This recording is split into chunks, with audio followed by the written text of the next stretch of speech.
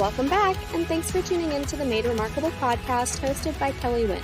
In today's episode, Kellee is talking with Jackie Schomburg, a powerful workshop leader and artist, to discuss finding fulfillment in a career, facing vulnerability, and the brilliance of Jackie's brave art and creative wellness workshops. Jackie shares her journey of becoming unstuck from her corporate job, the motivation behind starting her workshops, and the profound connections created within her art community. Kellee and Jackie also discuss some of Jackie's biggest takeaways from participating in Kellee's Build It Remarkable program. Check out the show notes and transcripts for more information about Jackie, exclusive promotional offers, and any special links mentioned during the episode. Kellee loves connecting with listeners, so don't be shy. Reach out on social media, and together let's build a community that celebrates the remarkable. If you want to get notified every time a new episode hits the airwaves, just hit that subscribe button on your favorite podcast platform. Thank you for joining us today, and always remember, you are made remarkable, destined to achieve the unimaginable. Now, let's get to the good part. Introducing Kellee Wynn and Jackie Schomburg. Well, hello. I'm Kellee Wynn, artist, author, mentor, fiercely independent mother and wife, and the founder of a multiple six-figure creative business. And I love my life, but I've been where you're at. I was slogging away at this art business thing for more than a decade. But once I finally connected with my true calling, unlocked the magic of marketing, and built a system that could scale, well, I realized I could make an impact and make a substantial income. I'm finally running a business that I love, and it makes all the difference in the world. My biggest dream is to help you do the same. Let this podcast be the catalyst to your biggest success. You already have it in you because you are made remarkable. Well, good morning, Jackie. Good morning, Kellee. How are you? I'm good. I'm really excited to be able to talk to you because I just saw something remarkable in what you were doing. So I thought we'd have you on the podcast and discuss. Wonderful. I'm so happy to be here. Well, I think the first thing to do is to start by introducing yourself, like who you are, what you do, and why you're here. So I'm Jackie Schomburg-Meinen. I go by Jackie Schomburg for all of my art business things.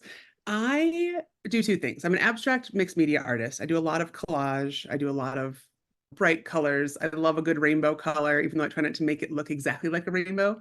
It's like an abstract rainbow color situation, Yes. but lots of bright colors. And I also lead workshops that help people get unstuck. So wherever they are in life, if you're stuck in like the wrong career, if you're stuck because you're caretaking and you have no time for yourself, if you're stuck because you're a new mom and you're always up at 4 a.m. and no one else is awake and you don't know what to do with yourself. There are so many times in life that I personally tune out because I don't want to hear all the thoughts in my head because they're complicated. So Right. I will put in, a podcast in my ear all the time, or I will always have something playing on TV just so it's background noise to filter things out. This workshop has allowed me and a lot of other people to take time to actually hear the thoughts and just to make art, which is what we do. We focus on that and we just move things around. This is called process art. So it's not that we're all painting the same bowl of fruit. There's no expectation of what you make. This is not a traditional art class. It's much more about honoring your own desires and following your intuition. So if I look at the colors I have and I say, I'm going to pick green today, I'm just going to scribble with green.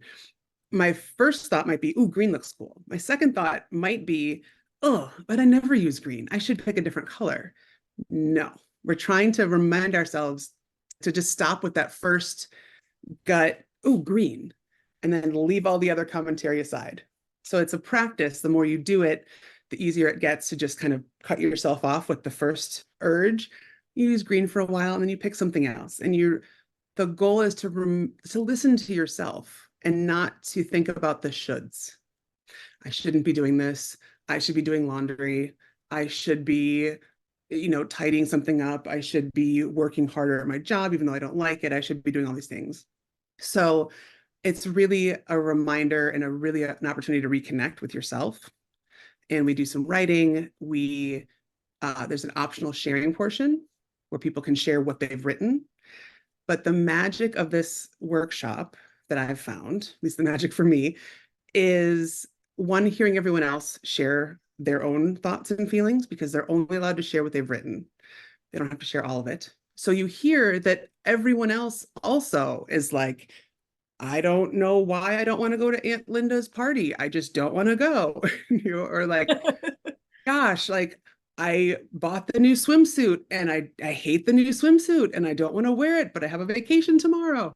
And all of the inner thoughts that we all have, that we forget that we're not the only ones who think those thoughts.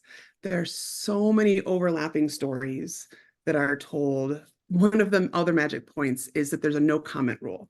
So no one at any point in the class is going to say, oh, green? Really? But we're all adults, right?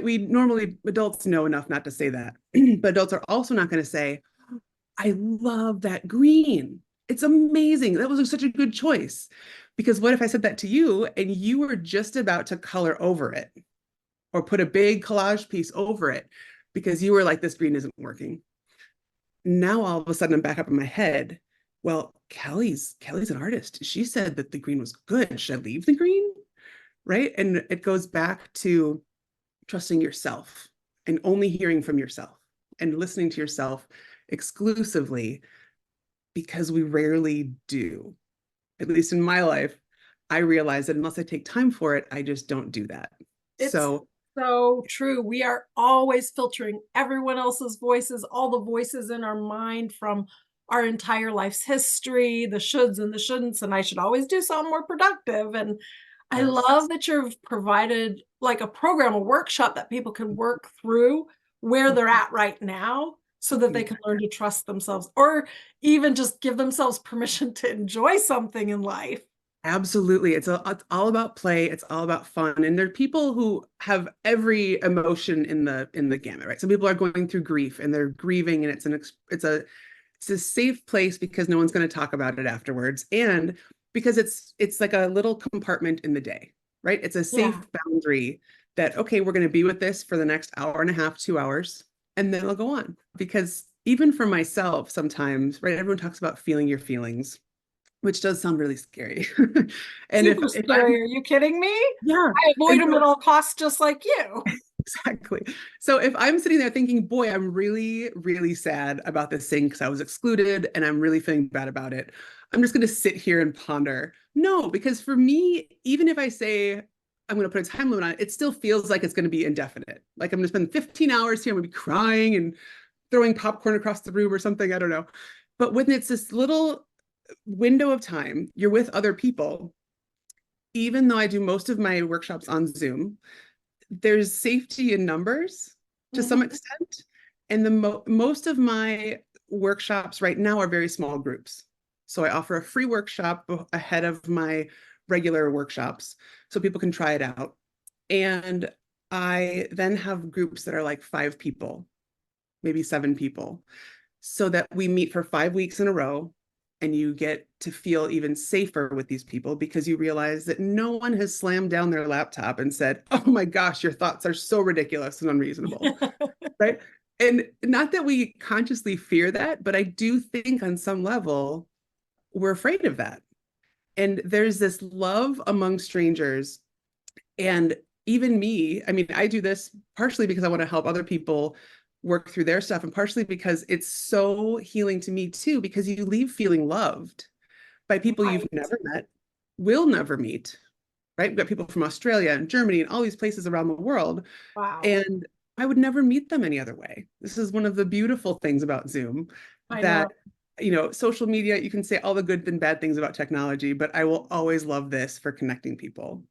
So it's been really, really, really amazing, beyond my expectations. So when you're speaking about how you get so much out of it, that's when you know you're on the right path. That's how I feel every time that I get to show up for other people and see them grow and change and have those light bulb moments or whatever, creating community, creating friendships. And you're just like, okay, this is more than just work. This is a calling, and it's enriching me as much as it's enriching them. So I light up every time I get to show up and help other people.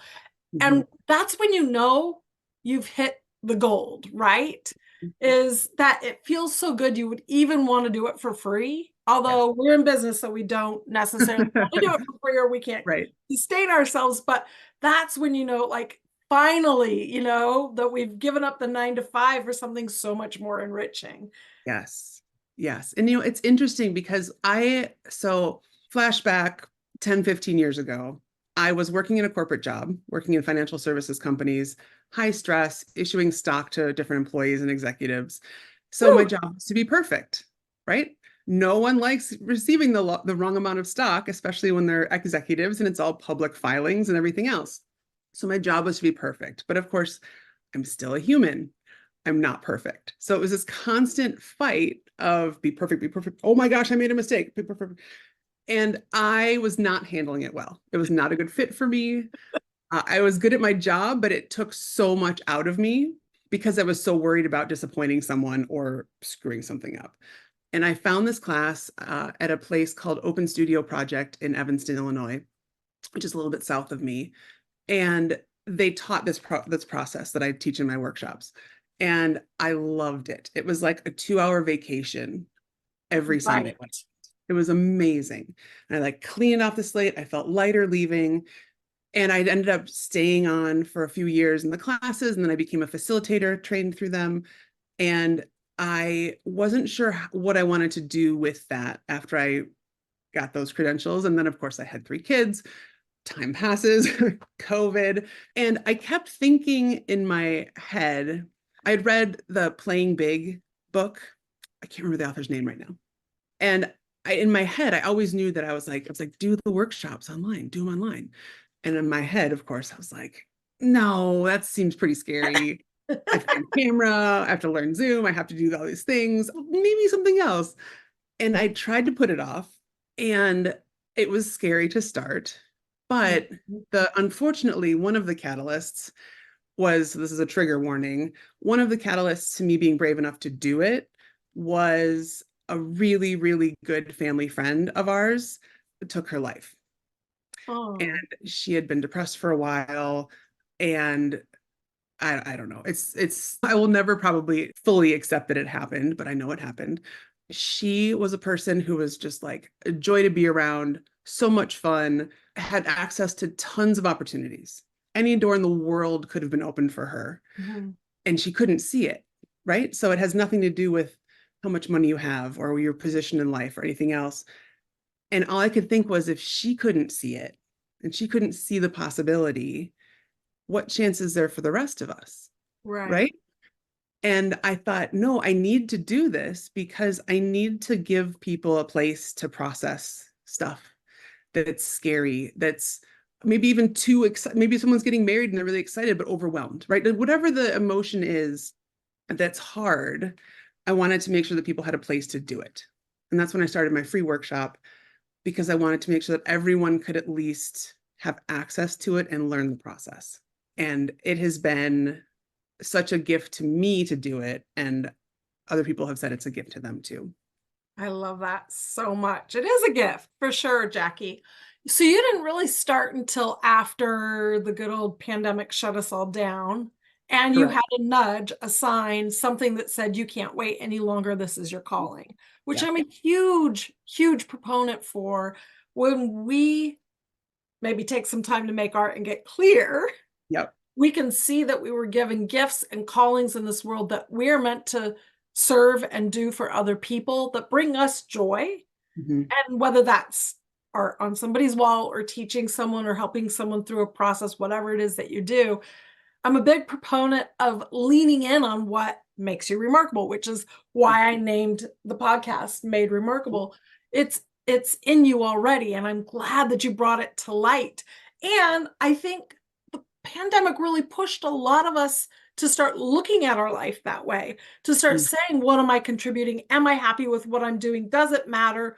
Is it serving me, my family, the community? Is it like Mhm. really heading me in the right direction? So a lot of people got online and started Mhm. creating things when they saw the opportunity. Yeah. However, after a couple of years, world starts opening back up and everyone's getting back out into the world, everything that was so easy in 2020 and 2021 started getting harder again for those building creative businesses, Yeah. which I put those pieces together. Like for me, I still was able to grow because I had a long history before the pandemic of building my business. And what lights me up is being able to help people like you who said, okay, I have this calling. I want to get out in front of more people. How do I do it? So that's why I created Build It Remarkable and my Remarkable programs. You participated in Build It Remarkable in the fall, and that was my beta run of the accelerated version. So it was a little rough around the edges. Not even though, not as rough as you would think. I mean, you're not giving yourself enough credit. Well, I didn't have fancy polished videos. What I did was show up and teach from my heart. And that's how I like to do things the best because I know I'm connecting with people on the other end of this remarkable thing called Zoom. Yeah. And we had over 40 people in the program. It was so much fun. And I saw a lot of growth for a lot of people. Some, as usual, dropped off. But you took it to heart and you did implement some of the things along the way that we discussed. We went through a few really important key components. It's really focused on making decisions, your strategy and structure, and your marketing, right?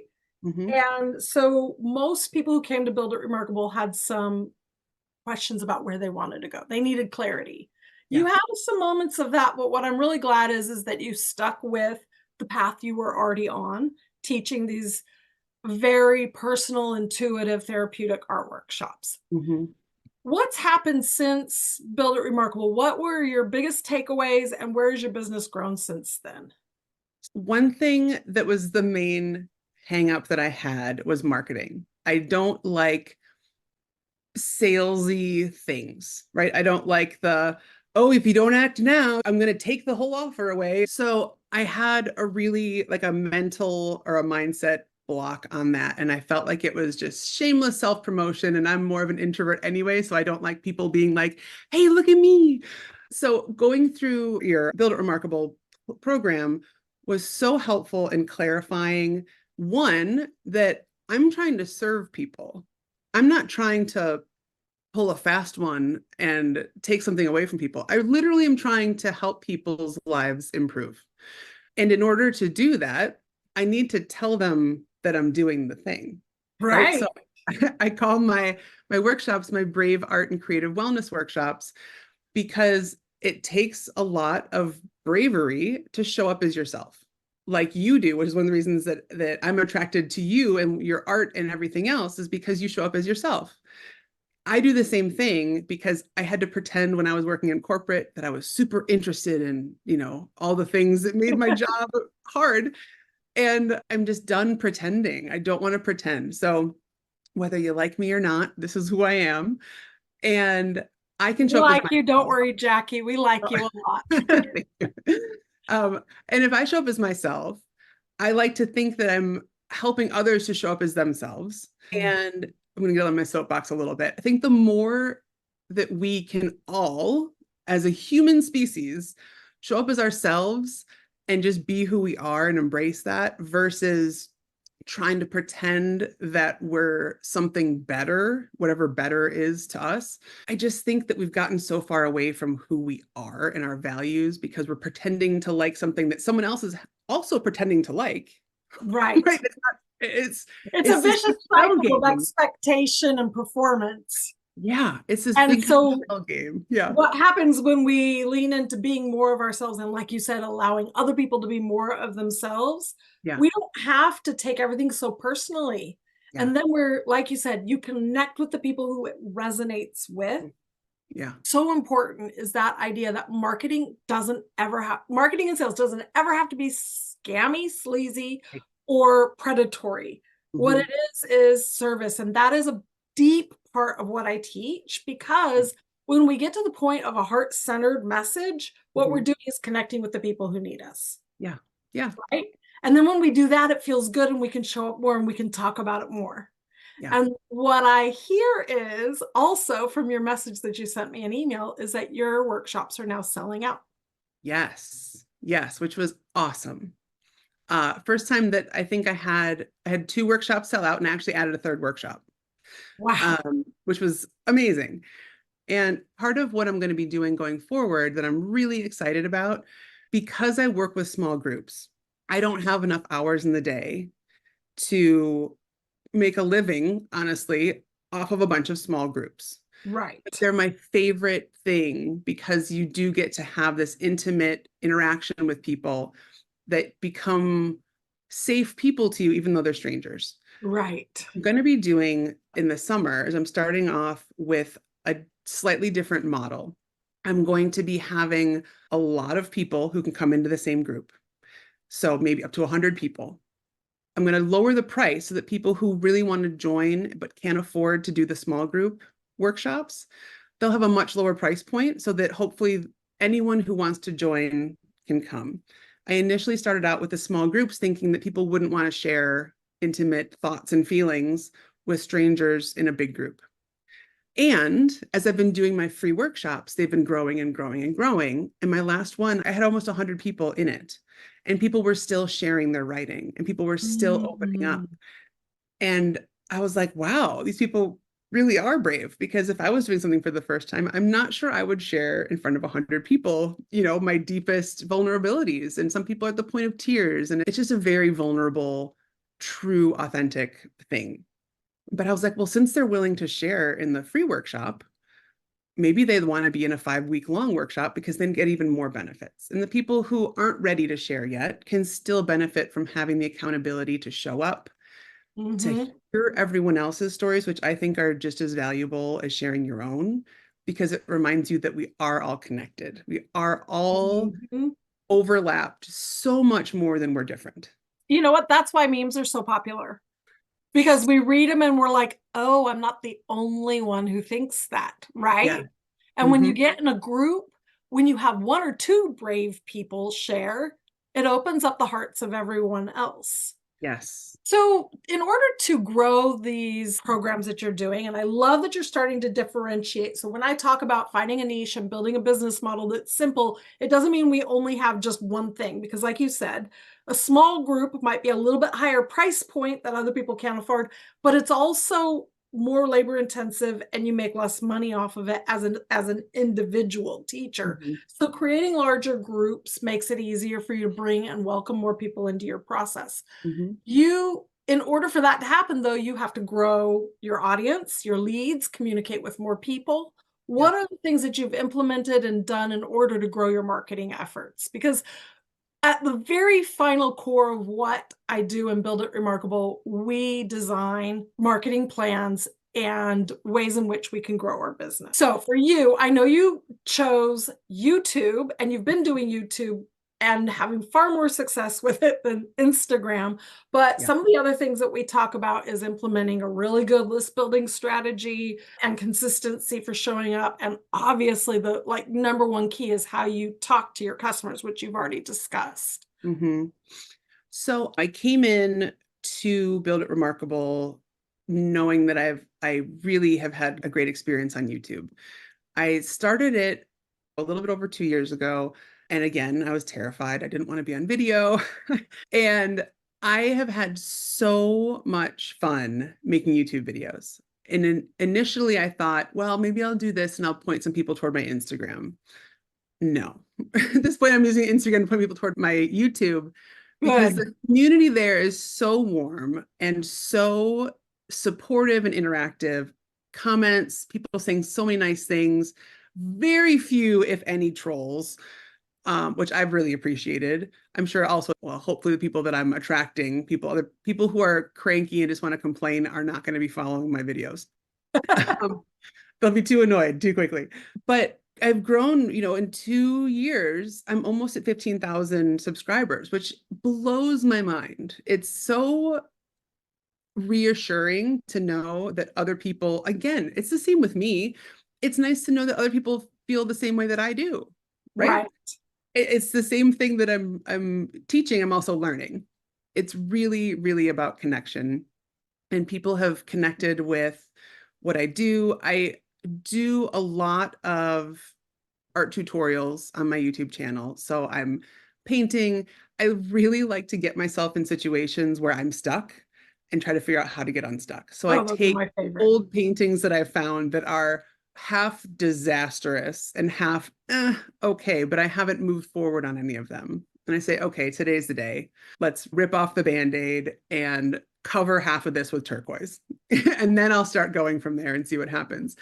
And it's really fun because it gives me enough positive peer pressure to know that I gotta figure this out. Well, I don't have to. I mean, people are fine if I don't, but I really want to figure it out so that I can push forward any of my hesitations and be brave and show up and do the thing that I'm saying everyone should be doing.